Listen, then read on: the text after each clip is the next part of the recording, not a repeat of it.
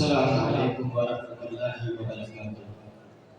نحمدہ ونصلی علی رسولہ الکریم، اما بعد فاعوذ باللہ من الشیطان الرجیم، بسم اللہ الرحمن الرحیم۔ لئن شکرتم لازیدنکم ولئن کفرتم۔ حضرات گرامی قدر، میں آپ کے سامنے جو موضوع لے کر آیا ہوں وہ ہے کہ ہم آزاد ہیں۔ حضرات، میں چاہوں گا کہ میرے بعد آنے والا مقرر میرے سوالات کا جواب دے۔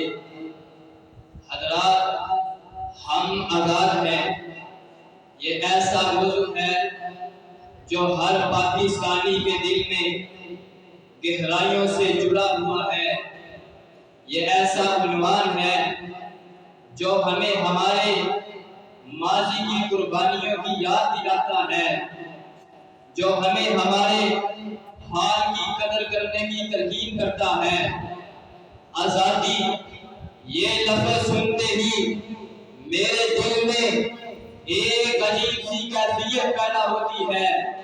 ایک طرف خوشی کی لہر اور دوسری طرف خوشی کی لہر اور دوسری طرف انگنت قربانیوں کی یاد۔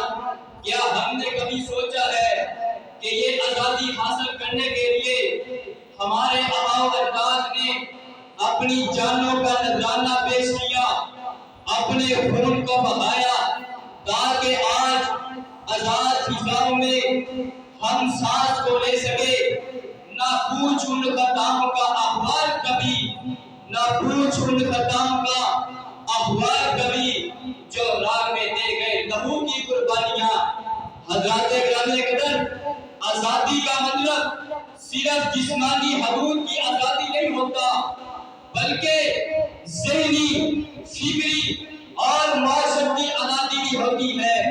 آزادی کی حفاظت کرنا ہمارا فرض ہے اور ہم ایک مضبوط قوم کے افراد کی حیثیت سے